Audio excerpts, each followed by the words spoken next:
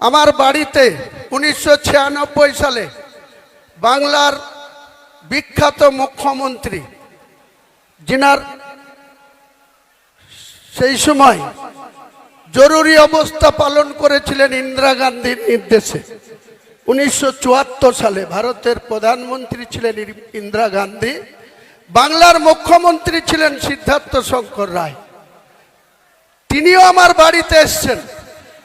1996 সালে বহরমপুর লোকসভায় কন্টেস্ট করতেছে তিনি এবং তিনার স্ত্রী, তিনি প্রখ্যাত আইনজীবী ছিলেন, ব্যারিস্টার ছিলেন সিদ্ধার্থ শঙ্কর রায়। 71 থেকে 77 বাংলার মুখ্যমন্ত্রী ছিলেন। তার স্ত্রী মায়া রায়ও আমার বাড়িতে এসেছিলেন। প্রণববাবু আমার বাড়িতে এসছেন। অধীরবাবু 1996 সাল থেকে 2012 সাল শুধু 100 বার এসছেন। 100 বার শুধু আসেননি, বাড়িতে লাঞ্চ করেছেন, কখনো ডিনার করেছেন, কখনো আমার সঙ্গে খুব সুন্দর আলোচনা হয়েছে। এই পরিবেশে আমাদের রাজনীতিটা মুর্শিদাবাদে করতাম। নিয়তি কখনো কখনো মানুষের মৃত্যু দেয় অ্যাক্সিডেন্টে, কখনো কখনো কারোর সঙ্গে সম্পর্ক বিচ্ছেদ ঘটিয়ে দেয় কোনো একটা ছোট্ট কারণে। তাই অধীরবাবুর পারিবারিক কিছু সমস্যার সম্মুখীন হয়ে আমাকে 2012 সালের 16ই নভেম্বর, যেদিন কংগ্রেস দলটা ছেড়েছিলাম, সেদিন আমি কংগ্রেস দলের 5টা পোস্ট হোল্ড করতাম। মুর্শিদাবাদ জেলায় কিষাণ কংগ্রেসের সভাপতি ছিলাম, মুর্শিদাবাদ জেলায় অধীরবাবুর কমিটিতে জেনারেল সেক্রেটারি ছিলাম, মুর্শিদাবাদ জেলার বেলডাঙ্গা 2 ব্লকের 11টা অঞ্চলের ব্লক সভাপতি ছিলাম, মুর্শিদাবাদ জেলায় অধীরবাবুর এমপি ল্যাটসের চেয়ারম্যান ছিলাম, ডেভেলপমেন্টটা দেখতাম। এছাড়াও পিসিসির সদস্য সহ অনেক পোস্ট হোল্ড করেছিলাম। কিন্তু আমি যখন সিদ্ধান্ত নিলাম যে আমি আর কংগ্রেস দলটা করতে পারছি না, কেন জানেন? অধীরবাবুর বাড়ির লোকরা আমাকে জাত তুলে অপমান করেছিল, জাত তুলে কথা বলেছিল। আমি অধীরবাবুকে বলেছিলাম আমি এ কথা শুনতে রাজি নই। আপনি কংগ্রেসের দলের সভাপতি, এমপি, আমি কংগ্রেসের নির্বাচিত এমএলএ, এতগুলা পোস্ট হোল্ড করে আছি। আমি নিঃস্বার্থে মানুষের জন্য রাজনীতি করি। আমার টাকার প্রয়োজন, সেটা ব্যবসা করে রোজগার করি। কারোর সঙ্গে মিথ্যাচার করে কোনো পয়সা কোনো দিন রোজগার করিনি।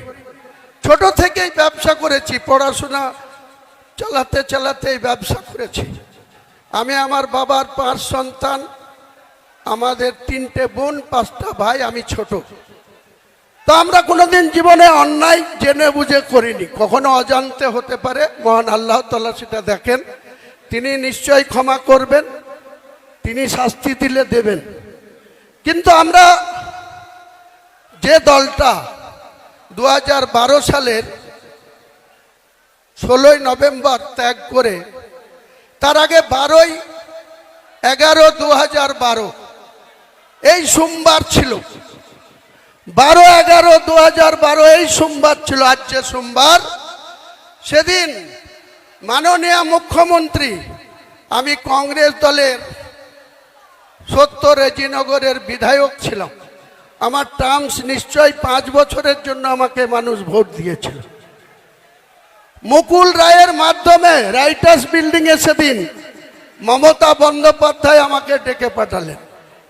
আমি বিধানসভার ফুড কমিটির চেয়ারম্যান ছিলেন বজবজের এমএলএ অশোক দেব, তার সঙ্গে মিটিং করছিলাম।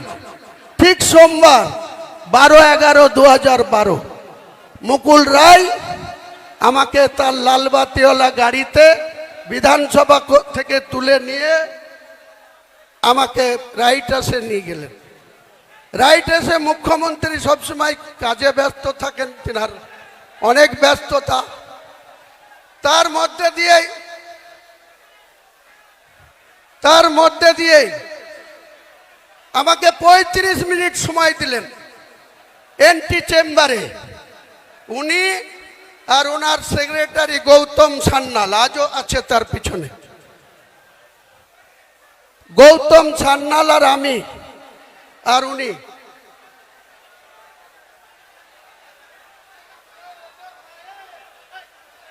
এমন মারবো না।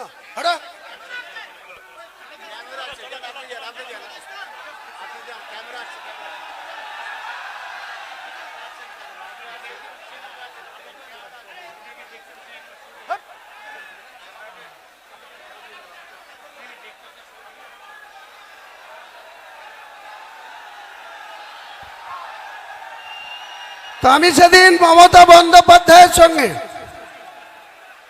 কোনো কিছু চাইনি, মন্ত্রী হতে চাইনি। আমি বলেছিলাম আমি কংগ্রেস দলের বিধায়ক। উনি 2011 সালে উনি কংগ্রেসের সঙ্গে জোট করেছিলেন। উনার দলের প্রার্থী জিতেছিল 182, কংগ্রেস 65টা সিটে লড়ে 42 জন। 42 জনের মধ্যে আমি হুমায়ুন কবির 70 রেজিনগরে ছিলাম। আর এই মুর্শিদাবাদে মমতা ব্যানার্জির দলের একটা মাত্র প্রার্থী জিতেছিল 2011, সাগর দিঘি সুব্রত সাহা, তাও আর মাত্র 48,000 ভোট পেয়ে। কেন 48,000 ভোট পেয়ে জিতলেন? তার এগেইনস্টে 3টে মুসলিম প্রার্থী ছিল। একজন নির্দল না, আসামের আজমল সাহেবের পার্টির প্রার্থী ছিল, একটা সিপিএম ছিল, একটা কংগ্রেস ছিল। চুপেন একটু থামুন, আমি আধ ঘন্টায় বলে শেষ করে দেবো। সবাই একটু থামুন, সবাই থামুন, কথা বললে আমার অসুবিধা হচ্ছে, চুপচাপ থাকুন। তো সেদিনকে মাত্র 48,000 ভোট পেয়ে এই 22টা বিধানসভার মধ্যে সাগরদিঘি বিধানসভাটা তৃণমূল পেয়েছিল। তাহলে তৃণমূল নামক দলের কি শক্তি ছিল মুর্শিদাবাদ জেলায়, আপনারা একটু ঠান্ডা মাথায় চিন্তা করুন। বাংলার মুখ্যমন্ত্রী হয়েছেন, কিন্তু এই মুর্শিদাবাদে আজকে যিনি বেলডাঙ্গার এমএলএ, আজকে যিনি রেজিনগরের এমএলএ, 2011-তে এদের কোনো এমএলএর কন্টেস্টিং তালিকায় না কংগ্রেসে না তৃণমূলে কোনো পার্টির সঙ্গে কোনো এরা তালিকাভুক্ত ছিল না। বেলডাঙ্গায় কে ছিল? শফিউজ্জামান। রেজিনগরে কে ছিল? হুমায়ুন কবির। রানীনগরে কে ছিল? ফিরোজা বেগম। মুর্শিদাবাদে কে ছিল? শাউনি সিংহ রায়। রঘুনাথগঞ্জে কে ছিল? আকরুজ্জামান। ফারাক্কায় কে ছিল? প্রায়তো মইনুল হক। এইরকম করে আমরা 22টা সিটে লড়ে 14টা জিতেছিলাম। আর যে লেমফোর্ড, যে মার্ক্সবাদী কমিউনিস্ট পার্টির নেতৃত্বে 13 জোটের প্রার্থী 34 বছর সরকার চালিয়েছিল, তাদের মাত্র 7টা সিট জিতেছিল। একটা মাত্র তৃণমূলের জোড়া ফুলে মাত্র 48,000 ভোট পেয়ে তিনি নির্বাচিত হয়েছিলেন, তিনাকেই মন্ত্রী করে দিলেন। 2016-তে কি হলো? যে হুমায়ুন কবির 2012-তে বিনা শর্তে কোনো কন্ডিশন ছাড়াই নিজের বিধায়ক পদটা তুচ্ছ করে দিয়ে মমতা বন্দ্যোপাধ্যায়ের উপরে আস্থা ভরসা রেখে মুকুল রায় আমাকে ওনার চেম্বারে ঢুকিয়ে দিয়ে বাইরে চলে আসলেন। সাক্ষী শুধু তার গৌতম সান্যাল আর তিনি নিজে। আমি আজকে আবার একবার মমতা ব্যানার্জিকে চ্যালেঞ্জ করছি, আপনার যদি সত্যি কথা বলার মানুষের কাছে সৎ সাহস থাকে, তাহলে আপনার প্রিয় চ্যানেল 18 একদিন আপনি বসুন, বিশ্ববাবু মজুমদার বসবে আর আপনি বসবেন আর আমি বসবো আমি। আপনি বাংলার মানুষকে কতটা মিথ্যাচার করেন সেদিন প্রকাশ পাবে। বাংলার মানুষ দেখবে, ভারতবর্ষের মানুষ দেখবে যে আপনি মানুষকে ইউজ অ্যান্ড থ্রো, কাজের সময় কাজী আর কাজ ফুরালে পাঁচি। কতদিন আপনার এই শক্তি থাকে? মমতা বন্দ্যোপাধ্যায়কে আমি চ্যালেঞ্জ করছি, আপনার সৎ সাহস থাকলে, সততা থাকলে আপনি বিশ্ববাবুকে ডেট দেন, আপনার সময় মতো বের করুন। আমাকে ডাকলেই বিশ্ববাবু মেসেজ দিলেই আমি কলকাতায় চলে যাব, স্টুডিওতে বসবো। আপনার সঙ্গে যদি আমি কোনো গদ্দারি করে থাকি, কোন রকম কোনো অসহযোগিতা করে থাকি, নিশ্চয়ই আপনি বলবেন। আর আপনি আমার সঙ্গে কতটা মিথ্যাচার করেছেন, কত রকম মিথ্যাচার করেছেন, সেদিন বাংলার মানুষকে একবার নতুন করে আর একবার মনে পড়াবো, জানাবো। সিদ্ধান্ত নেওয়ার মালিক বাংলার জনগণ, সিদ্ধান্ত বাংলার মানুষ নেবে। আপনি আমাকে বলছেন গদ্দার। আপনি রাতের অন্ধকারে মালদা থেকে এসে আপনি আমাকে সাসপেন্ড করার কার সাথে কথা বললেন?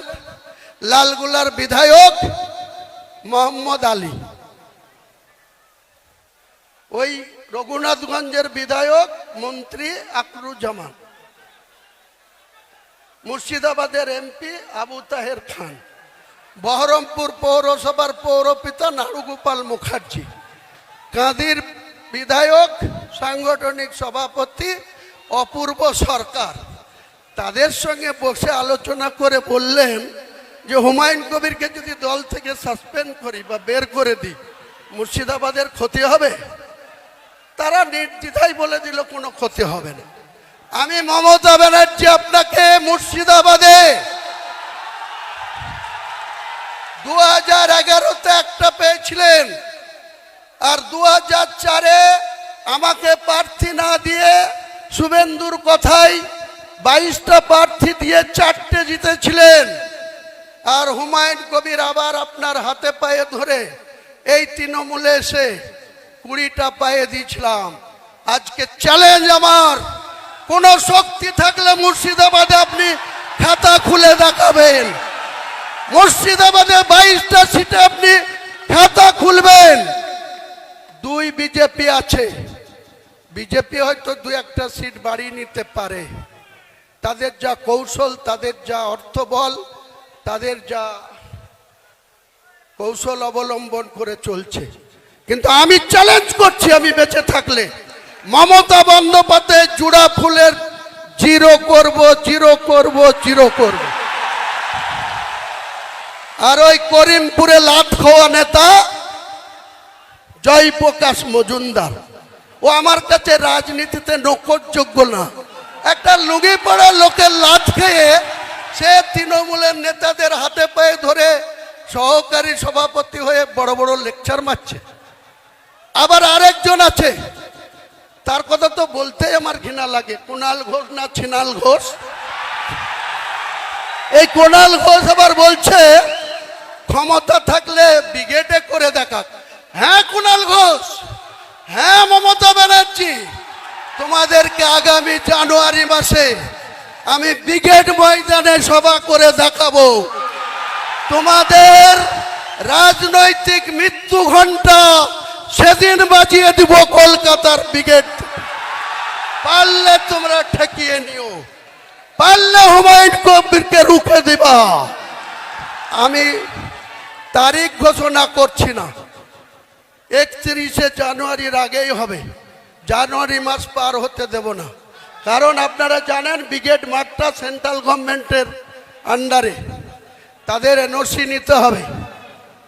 এনওসি তো অনেক কিছু আটকাবার চেষ্টা করবে, সে আমি নিশ্চয়ই চেষ্টা চরিত্র করে যদি আমি এনওসি পাই, ব্রিগেডেই আপনি একসময় মমতা ব্যানার্জিকে কি বলেছিলেন?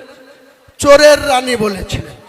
সারদাতে যখন আপনি 3.5 বছর জেল খেটেছিলেন, তখন মমতা বন্দ্যোপাধ্যায়ের গ্রেপ্তার চেয়েছিলেন। কে চেয়েছিল? হুমায়ুন কবির চেয়েছিল না কোনো মুসলিম চেয়েছিল? আপনি কুণাল ঘোষ চেয়েছিলেন, মমতাকে চোরের রানী বলেছিলেন। আমি বলিনি, হুমায়ুন কবির বলেনি, বাংলার কোনো মুসলমান সম্প্রদায় মমতা বন্দ্যোপাধ্যায়কে চোর বলেনি, কিন্তু আপনারা বলেছিলেন। আর মমতা বন্দ্যোপাধ্যায় এত গুণবলিতে ভরা, যে যত বেশি গাল দেবে তার অত বেশি প্রমোশন হবে মমতা ব্যানার্জির কাছে। যে যত বেশি ওকে গাল দেবে, মমতা ব্যানার্জি, বুদ্ধবাবু আজকার পৃথিবীতে নেই। বুদ্ধবাবু আপনার মতো 11 বছর মুখ্যমন্ত্রী ছিল, আর জ্যোতিবাবুর মন্ত্রিসভায় দীর্ঘদিন পুলিশ মন্ত্রী অন্যান্য সাংস্কৃতিক দপ্তরের মন্ত্রী ছিল। তার কি অবস্থা? তার একটা মাত্র মেয়ে, তার স্ত্রীর নাম মীরা ভট্টাচার্য। তিনারা কোন জায়গায় থাকতেন? বালিগঞ্জ একটা সরকারি ছোট্ট ফ্ল্যাটে, যেখানে কংগ্রেস নেতা প্রদীপ ভট্টাচার্যও থাকে, বুদ্ধবাবুও থাকতেন। আজকে আপনি বলেন সততার প্রতীক। 30 বি হরিশ চ্যাটার্জি স্ট্রিটে আপনার কতটা, আপনার বাবার নামে কতটা সম্পত্তি ছিল আপনি দেখাতে পারবেন? বাংলার মানুষের ভোট নিয়ে মুখ্যমন্ত্রীর চেয়ারে বসে আপনার পরিবারের প্রত্যেকটা সদস্য ফুলে ফুপে একদম আকাশ ছোঁয়া জায়গায় পৌঁছে গেছে। আর আপনি বাংলার মানুষের জন্য যেদিন 13 মে 2011 বুদ্ধবাবুদের পরাজয় ঘটেছিল, 7 দিন পরে 20 মে আপনি বাংলার মুখ্যমন্ত্রী হয়েছিলেন। সেদিন বাংলার মানুষের মাথা পিছু আয়ের কত ছিল, টোটাল আয় কত, ঋণ কত ছিল? 1,96,000 কোটি। আপনি খেলা মেলা, পুজো,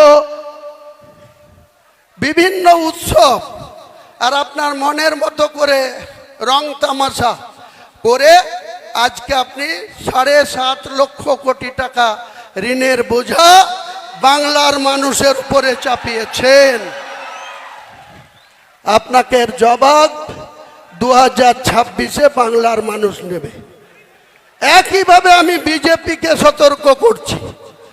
আপনি যখন বলছেন যে কটা মুসলিম এমএলএ জিতে আসবে 26-এ, তাদের চ্যাংদুলা করে আপনি নাকি রাস্তায় ফেলবেন। আমিও লিডার অফ দ্য অপোজিশনকে চ্যালেঞ্জ করছি, আমরা জিতে যাব এবং অধিকাংশই আমার দলের যদি 200টা সিটে লড়ি, 100টা সিট গ্যারেন্টি জিতে যাব। সেখানে হয়তো 70 মুসলিম থাকবে, 30টাও হিন্দু থাকবে। আপনার বাবা শিশির বাবুর ক্ষমতা থাকলে আমার গায়ে হাত দিয়ে দেখব আপনি কত বড় পালোয়ান। বাংলার মেদিনীপুরের ছেলে, আমিও মুর্শিদাবাদের ছেলে। আমাকে 1 আঙুল দেখালে আপনাকে 2 আঙুল দেখাবো। রাজনৈতিকভাবে চ্যালেঞ্জ আপনি অ্যাকসেপ্ট করুন। অনেক শুনেছি আপনি সাংবিধানিক চেয়ারে ওত নিয়ে লিডার অফ দ্য অপোজিশন হয়ে আপনি বলবেন আমি হিন্দুদের জনপ্রতিনিধি। এটা সংবিধানে বলা যায়? আমি হুমায়ুন কবির, ভোট যারাই দিক, আমি ভোট পেয়ে নির্বাচিত সার্টিফিকেট পেয়েছি। মুর্শিদাবাদ সহ বাংলার 11.5 কোটি মানুষের 294 জন এমএলএ, তারা 11.5 কোটি মানুষের জনপ্রতিনিধি। আমি হয়তো বেশি আমার 69 ভরতপুরকে প্রায়োরিটি দিই, কিন্তু আমাদের কর্তব্য বাংলার আপামর সব ধরনের মানুষের জনপ্রতিনিধি হচ্ছে 294 জন, আর 42 জন হচ্ছে সাংসদ, আর রাজ্যসভার সাংসদও আছে এই রাজ্যে থেকে 13 না 14টা। তাহলে আপনারা শুধু মানুষের সঙ্গে মিথ্যাচার করবেন। মুসলমানদেরকে আমাদের একজন বলছিলেন, আমাদের মেদিনীপুরের পশ্চিমের যিনি সভাপতি, যে মুসলমানদেরকে আপনি বলছেন দুধেল গায়। কি দিয়েছেন মুসলমানদের আপনি? কিছু মুসলমান আছে 1 মাস ব্যাপী রোজা রাখার পর আমাদের খুশির ঈদের জন্য গোটা বাংলা না গোটা ভারতবর্ষে জমা মসজিদ থেকে শুরু করে ভারতবর্ষের মুসলিমরা, পুরুষ মানুষরা ঈদের ময়দানে নামাজ পড়তে যায়। সেখানে কোথাও মহিলাদের এন্ট্রি নেই। 10 বছরের নিচে বাচ্চারা যায় খুশির ঈদে, কিন্তু প্রাপ্তবয়স্ক কোনো মহিলা ঈদের ময়দানে যাওয়া নিষেধ আছে। কিছু মুনাফেক বাক্কা মুসলমানকে হাত করে আপনি ঈদের ময়দানে গিয়ে আপনি বড় বড় হিজাব পরে ভাষণ দেবেন, আর মুসলিমদের উন্নয়ন হয়ে গেল। কটা মুসলিমকে চাকরি দিয়েছেন? আপনি 6টা দপ্তরের মন্ত্রী আছেন, 3-6-18টা প্রতি বছর আপনি চাকরি দিতে পারেন। কটা মুসলমানকে দিয়েছেন? আপনি যে স্পিকার করে রেখেছেন বিমান বন্দ্যোপাধ্যায়, বারুইপুর থেকে নির্বাচিত, সেও 6টা করে প্রতি বছর চাকরি দিতে পারে। কটা মুসলমানকে দিয়েছেন? শুধু মুখে মুসলমানদের ভালোবাসা। মুসলমান অত বোকা নেই, মুসলমান আজ আর মূর্খ নেই, মুসলমান অনেক শক্তিশালী জায়গায় পৌঁছেছে। একটা কথা আছে না কবিগুরুর, তোমাকে বধিবে যে গোকুলে বাড়িছে সে। মুসলমানরা তোমাকে জবাব দেবে। ওয়েট করেন মুখ্যমন্ত্রী, আর আপনার পালোয়ান ভাইপুকেও বলুন যত খুশি আইপ্যাকের লোককে পাঠান, আর যে 3 মাস বাকি আছে লুটে নেন, যা পারবেন লুটে নেন। 3 মাস পরে আর আপনাদের আইপ্যাকের ডাকে কেউ যাবে না, যাওয়া বন্ধ করে দেবো। মুর্শিদাবাদে এখন থেকেই বন্ধ হয়ে যাবে, আর রাজ্যেও বন্ধ করে দেব। আর আপনার আইপ্যাক আছে, আপনি যে টাকা খরচ করে আইপ্যাককে রেখেছেন। এর আগে একজন প্রশান্ত কিশোর, তিনাকে 2020 সালে 100 কোটি টাকা চুক্তি করে নিয়ে এসেছিলেন। সেই প্রশান্ত কিশোর আপনাকে 3য়বারের জন্য মুখ্যমন্ত্রী পদে বসিয়ে দিলেন। 100 কোটি দেওয়ার কথা ছিল, তার 2/3 দিয়েছেন, 1/3 দেননি। সে গুছা করে চলে গেছে। তারই একটা সংস্থাকে আবার আইপ্যাক বানিয়ে 20 বছর, 28 বছর, 26 বছর, 30 বছরের নন বেঙ্গলি ছেলেদের এনে আপনি এখানে টাকা লুটছেন, আর মুখে বলছেন বাঙালি। মুখে বাঙালি। শত্রুঘ্না সিনহা কোন বাঙালি? ইউসুফ পাঠান কোন বাঙালি? কীর্তি আজাদ কোন বাঙালি? লজ্জা করে না আপনার মানুষকে ভাওতা দিতে, মিথ্যাচার করতে? আপনি হুমায়ুন কবিরকে বলছেন গদ্দার। সাহস থাকলে আপনি ওপেন চ্যালেঞ্জ করলাম, আপনি ডাকবেন, আমি চলে যাব, কোনো ভয় নেই। আমি উপরওয়ালা ছাড়া কাউকে ভয় পাই না। যা হবার হবে। আপনার সৎ সাহস থাকলে আপনি চ্যানেল 18-এ বিশ্ববাবুর চ্যানেলে বসবেন, আপনার ঠিক উল্টো চেয়ারে বসে আপনার প্রশ্ন উত্তরের জবাব আমি দেব, আর আপনি আমার প্রশ্নের জবাব দেবেন। এটাই আমার চ্যালেঞ্জ। আর আজ এই ডায়াস থেকে বেশি কথা বলবো না। আমাদের দলের নাম কি, দলের এজেন্ডা কি? আপনি একটু দম দিন। আমি আজকের আপনাদের সামনে ঘোষণা করছি, আমার সুন্দরবন এডুকেশনাল ট্রাস্ট, সেই ট্রাস্ট 35 কোটি তার অ্যাসেট। আজকের আমি এই সভায় আমাদের চেয়ারম্যান হিসেবে আমি হুমায়ুন ভাইয়ের নাম ঘোষণা করে গেলাম। তিনি যেটা করবেন সেইটাই হবে। তার নেতৃত্বে আমরা আছি, থাকবো। এখানে এই মসজিদ বাবা কালীদাস এখানে এসে উদ্বোধন করে যাবেন, ইনশাআল্লাহ সে ব্যবস্থা আমরাও করব। আমরা হুমায়ুন ভাইয়ের পাশে আছি। যদি একটা মাথা নয়, যদি আর একটা মাথা দরকার হয়, তাহলে শাহজাহান মল্লিকের মাথাটা আমি আজকে সমর্পণ করে গেলাম, ইনশাআল্লাহ বলে বক্তব্য। শাহজাহান সাহেবকে আমার লাখো লাখো শুকরিয়া, সালাম, আদাব জানাই। এত বড় একটা সিদ্ধান্ত জনমানুষের সামনে ঘোষণা করার জন্য আবার আমি আপনাকে সালাম জানাই।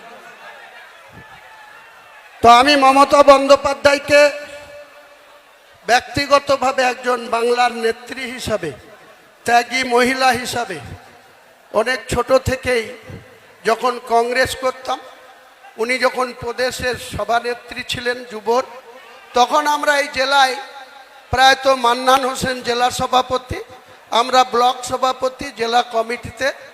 1997 সালে তৃণমূলের জন্মের আগে উনি একটা ডিএম অফিসে তালা দেওয়ার কর্মসূচি করেছেন। প্রত্যেকটা ডিএম অফিসে তালা ঝুলাতে হবে। তা আমি সেই তালা ঝুলানোর নেতৃত্ব দিতে গিয়েছিলাম। ধ্রুব চ্যাটার্জি বলে একজন টাউন ওসি ছিল, অনেক লম্বা চওড়া ফিগার। তো আমরা তালা অন্যভাবে পকেটে নিয়ে এবং ফাইল নিয়ে ডিএম অফিসে কাজ আছে বলে ঢুকে আমরা ডিএমকে ভেতরে ছিল তালা লাগিয়ে দেওয়ার নায়ক হুমায়ুন কবির ছিল। তারপরে বহরমপুর থানা আমাদেরকে অ্যারেস্ট করে নিয়ে গিয়েছিল। আমাদের এমন নেতা মান্নান সাহেব জেলা সভাপতি আমাদের 47 জনকে যখন অ্যারেস্ট করে পিজন ভ্যানে তুললো, মান্নান সাহেব অমনি ওপারে খাগড়া স্টেশনের বাড়িতে চলে গেল। আমরা সারা দিন না খেয়ে বেলা 11টায় অ্যারেস্ট হলাম। সারাদিন না খেয়ে বহরমপুর লকআপে। আমার প্রয়াত নেতা, আমার রাজনৈতিক গুরু মির্জাপুরের নুরুল ইসলাম চৌধুরী আর তৎকালীন বহরমপুরের এমএলএ মায়ারানী পাল, তারা রাত্রি 10টার সময় গিয়ে আমাদের জামিন করে নিয়ে আসলো। তা আপনি সেই দলের নেতৃত্ব, আপনি সে তখন কি করতেন এত ইতিহাস আমার জানা আছে।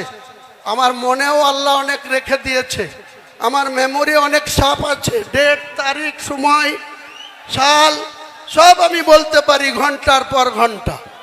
আপনি বেশি আমাকে উল্টো পাল্টা কথা বলবেন না, তাহলে আপনার পরিবারের আয়ের কি উৎস, কিভাবে আপনি এত পরিবারের আয়ের উৎস পেয়েছেন। এমনিতেই তো কাঠগড়ায় আছেন, পরিবারের সদস্যরা প্যানিকে ঘুমায় রাত্রেবেলায়, সুস্থভাবে আমাদের মতো কৃষকদের মতো সাধারণ মানুষের মতো ঘুমাতে পারে না। 200 জন পুলিশ লাগে আপনার ভাইপোকে রাত্রি বাস করতে। যেদিন ক্ষমতাটা চলে যাবে এই পুলিশ কোথায় থাকে সেটাও আমরা দেখব আগামী দিনে। এই পুলিশ কার হয়ে কাজ করে। আর মুর্শিদাবাদের পুলিশ প্রশাসনকে আমি আজকে আমাদের সাপোর্ট দেওয়ার জন্য ধন্যবাদ জানাবো। কারণ বিগত 6 তারিখে এই জেলার পুলিশ, রাজ্যের পুলিশ অনেক অসহযোগিতা করেছে। কালকে ছোট্ট একটা ঘটনা ঘটেছে। হুগলির একজন ব্যক্তি আতাহার সাহেব, তার বয়স 66 বছর, তিনি আমার দলের কমিটিতেও আছে। তিনি আজ সকাল সকাল বাড়ি থেকে বেরিয়ে এখানে আসার কথা ছিল। রাত্রি 10টার সময় জনাব ফিয়াদ হাকিমের কিছু গুন্ডা গিয়ে তার বাড়িতে তার মিসেসকে, তার স্ত্রীকে, তার ছেলেকে অনেক ধমকি দিয়ে এসছে। আমি ফিয়াদ সাহেবকে বলছি, আমার যেদিন মাথা গরম হবে সেদিন কিন্তু আপনাকে প্রয়োজন হলো এই ব্রিগেডের সভা থেকেই লক্ষ লক্ষ লোক নিয়ে গিয়ে আপনার মেয়র অফিস ঘিরব। দেখবো আপনি কত চুমকাতে পারেন লোককে, কত আপনি ক্ষমতা দেখাতে পারেন লোককে। এসব করবেন না আমার সঙ্গে। আমি এমনি খুব ভালো, আমি এমনি সাদামাটা, এমনি মাছের ঝোল ভাত আর পুস্তুর বড়া খেয়ে আর আলু সিদ্ধ খেয়ে থাকি। তার মানে এই নয় আমার শক্তি মাপতে যাবেন না, জনগণই আমার শক্তি। মুর্শিদাবাদের প্রশাসনকেও আমি বলছি, কয়েক জায়গায় গত কয়েকদিনে রানীনগরে, ইসলামপুরে, আরও কিছু জায়গায় মৃদু হুমকি এসছে যে হুমায়ুন কবিরের মিটিংয়ে যাওয়া যাবে না। এসব করেন না। চাকরি করছেন, চাকরি করেন, ল অ্যান্ড অর্ডার দেখার কাজ করেন, কারণ পাশা ঘুরে যাবে। আপনারা যে নেতার কথাই চলছেন, আপনারা একবার মনে করুন তো, বুদ্ধবাবু 235 নিয়ে 2006 থেকে 2011 ছিল। 2011 এসে 9 এসে একজন মাত্র এমপি ছিল মমতা ব্যানার্জি, একা 2004 থেকে 9। কংগ্রেসের 6 ছিল, লেফট ফ্রন্টের 35 ছিল। পাশা ঘুরে গেল, কেমন মানুষ ঘুরিয়ে দিল। 2009-এর পরেই 2011 মুখ থুবড়িয়ে বলল 34-এর বামফ্রন্ট সরকার। তাদের স্ট্রেংথ কত ছিল? 235। আপনার কত আছে? এধার ওধার ভাঙিয়ে এনে 220। এই 220-কে তুড়ি মেরে উড়াবো, 220-কে তুড়ি মেরে উড়াবো। বাংলার রাজনীতিতে আমাকে বলা হচ্ছে ভোট কাটুয়া।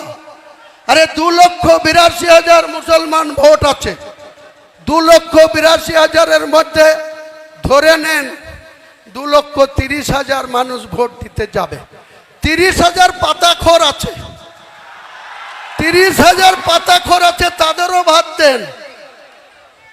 2 লক্ষ ভোট, 1,60,000 যেদিন হুমায়ুন কবিরের দলের পক্ষে পড়বে, আপনার সরকার চিৎপটাং হয়ে ওই ভাগীরথীতে পড়বে। আপনি দেখে নেবেন, হুমায়ুন কবির অঙ্ক কষে চলে, একদম অঙ্ক কষে মেপে জুপে হুমায়ুন কবির রাজনীতিটা করে। অনেক হয়েছে, অনেক বাহাদুরি দেখেছি আপনাদের। আমি এই সরকারের অনেক আধিকারিক, আমি এখনই ফাঁস করতাম, করছি না, কয়েকদিন দেখব, তারপরে এই তৃণমূলের কিছু বালি চোর, পাথর চোর,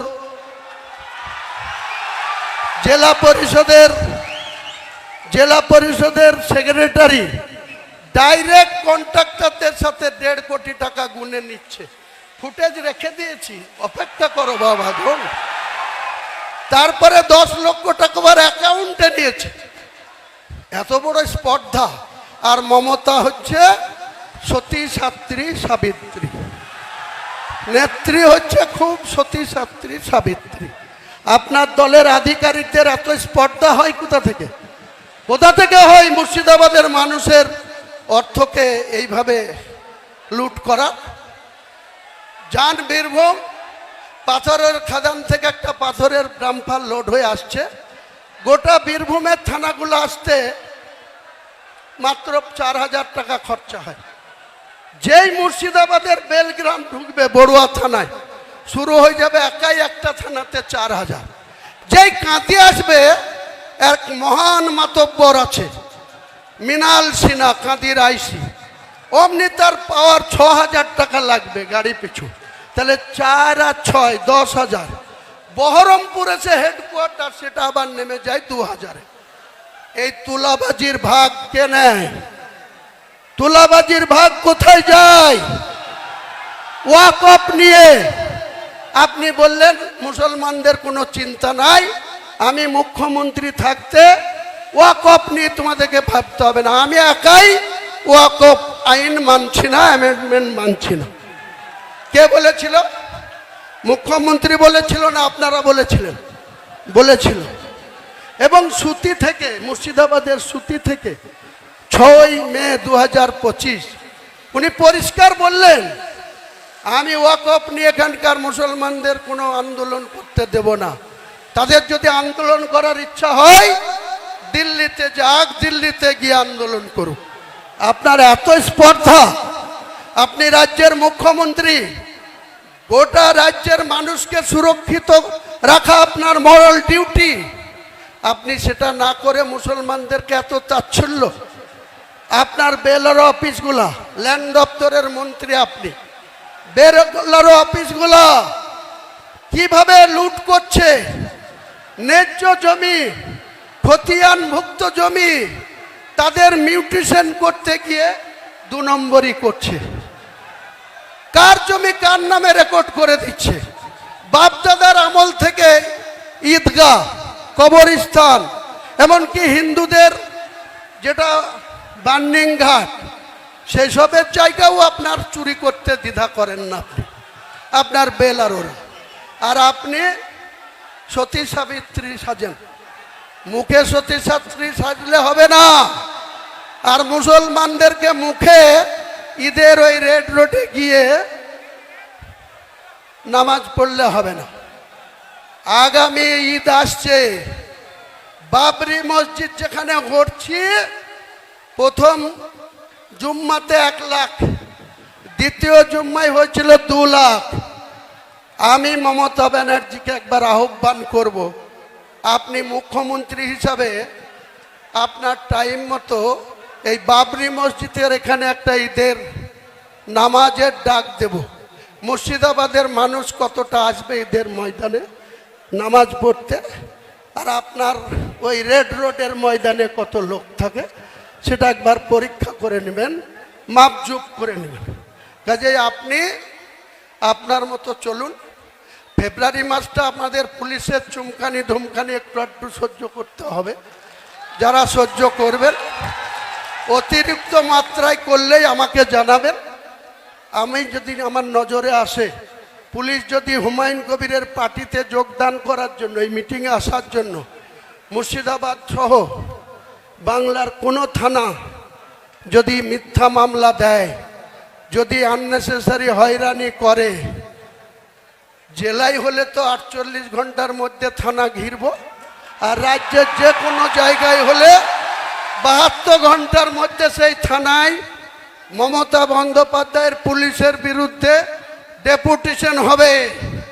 আর শুধু ডেপুটেশন হয়ে খালি খালি চা খেয়ে বাড়ি আসবো না, যে মিথ্যা মামলা দিচ্ছেন সেই মিথ্যা মামলাকে উইথড্র করাবো, তা নাহলে এক একটা থানার ইট খুলে নেব, এক একটা থানার ইট খুলে নেব। পাল্লা আটকে নেবেন, কত পুলিশ আছে, কত গুলি চালাতে পারেন, কত আপনার স্ট্রেংথ আছে। হুমায়ুন কবিরের সঙ্গে লক্ষ লক্ষ জনতা আছে। আজ থেকে শুরু হলো আমার চ্যালেঞ্জ। আমি এই মমতা বন্দ্যোপাধ্যায়ের মিথ্যাচার, তুলাবাজ, জুয়ুচোর, জেল খাটা মন্ত্রীদের লজ্জা নাই। আমাদের মহাসচিব ছিলেন পার্থবাবু, 3 বছর জেলের ঘানি টেনে এসেও 50 কোটি টাকা যার কাছে অবৈধ টাকা পেয়েছে, তার প্রতি তার প্রেমের শেষ নেই। বলছে আমি এখনো অপাকে ছাড়তে পারবো না। যেদিন দুনিয়া থেকে পটল তুলবা সেদিন অপার দায়িত্ব কে নেবে? এখন নয় আছো, উপরওয়ালা যেদিন টিকিট কাটিয়ে দেবে সেদিন অপার দায়িত্ব কে নেবে? পার্থবাবু, কাজে আমাকে বেশি ঘাটাবেন না। আমি প্রত্যেকটা মানুষকে আজকের মিটিংয়ে আসার জন্য অভিনন্দন জানাচ্ছি, সালাম জানাচ্ছি, আদাব জানাচ্ছি, নমস্কার জানাচ্ছি, প্রণাম জানাচ্ছি। জানিয়ে আজকে আমার নতুন শর্ট ফর্ম JUP জনতা উন্নয়ন পার্টি, তার ইলেকশন এজেন্ডা কি হবে, আগামী দিনে আমরা নিশ্চয়ই মানুষের দুয়ারে দুয়ারে যাব এবং আমি বাংলার যতটা আসনে লড়ব সমস্ত আসনে এক দিন 2-3টে করে সভা করব।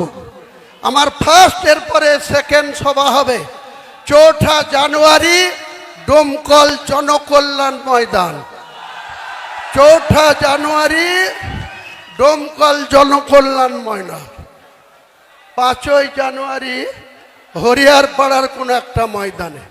যাকে পাশে বসিয়ে আপনি আমাকে সাসপেন্ড করেছেন, আগামী দিনে তারা কাউন্টিংয়ের জন্য বুঝতে পারবে আদা কেমন ঝাল।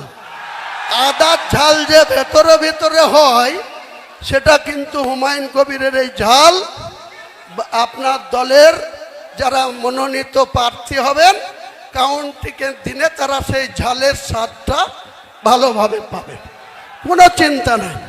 আমি ডন কেয়ার, আমার হারানোর কিছু নাই। আমি হুমায়ুন কবির রেজিনগরেও 30,000-এর বেশি ভোটে জিতব আপনার প্রতীকের প্রার্থীকে হারিয়ে, আর বেলডাঙ্গাতেও একই পরিমাণে জিতব। দেখে নেবেন পত্রকাররা, ইলেকট্রনিক্স মিডিয়ার বন্ধুরা, আজকের ঘোষণা রেকর্ডিং রাখবেন। নির্বাচনের কাউন্টিংয়ের দিন মুর্শিদাবাদের কি ঐতিহাসিক রেজাল্ট, মুর্শিদাবাদের মানুষ আমাদের দোয়া করবে, সমর্থন করবে। আপনারা সেদিনকার জন্য একটু অপেক্ষা করুন। সবাইকে আমার ভালোবাসা রইল, সালাম রইল, সুস্থভাবে সবাই বাড়ি যাবেন। বন্দে মাতরম, বন্দে মাতরম, বন্দে মাতরম।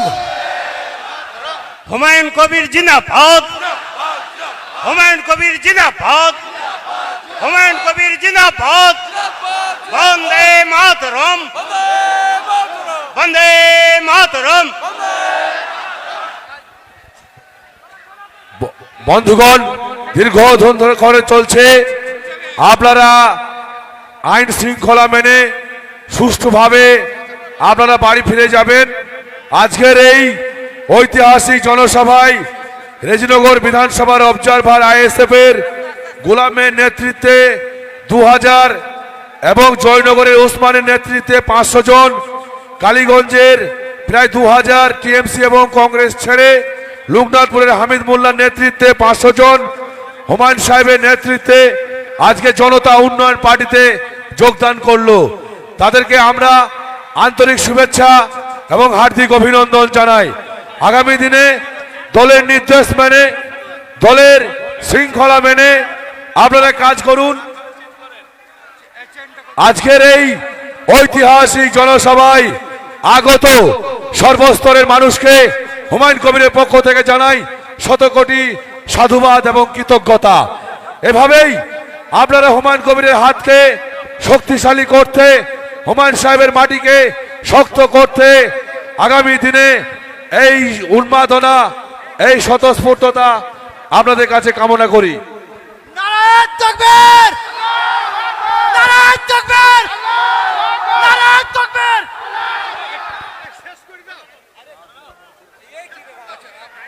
আজকের এই জনসভা এখানেই সমাপ্ত ঘোষণা করা হলো। আপনারা সুশৃঙ্খলভাবে শান্তিপূর্ণভাবে বাড়ি চলে যান।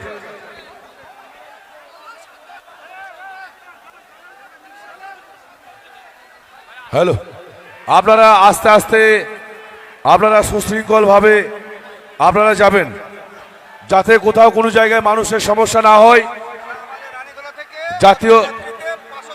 জাতীয় সড়কের যাতে কোনো সমস্যা না হয় সেই দিকটা মাথায় রাখবেন। কাবাসডাঙ্গা অঞ্চল থেকে 500 জন তৃণমূল ছেড়ে জনতা উন্নয়ন পার্টিতে যোগদান করলো। রানীনগর থেকে মাজহারুলের নেতৃত্বে 500 জন তৃণমূল ছেড়ে জনতা উন্নয়ন পার্টিতে যোগদান করলো। নাকাশিপাড়া থেকে প্রায় 2000 কর্মী সমর্থক তৃণমূল কংগ্রেস এবং কংগ্রেস ছেড়ে হুমায়ুন কবিরের আদর্শে অনুপ্রাণিত হয়ে তারা জনতা উন্নয়ন পার্টির ছায়াতলে চলে আসলেন।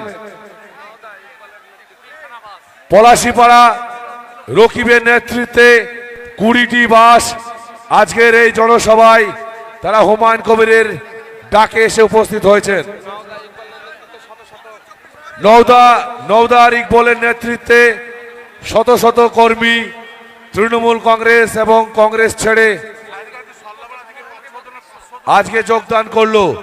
উত্তর 24 পরগনা থেকে প্রায় 3000 কর্মী তৃণমূল কংগ্রেস এবং কংগ্রেস ছেড়ে হুমায়ুন সাহেবের নেতৃত্বে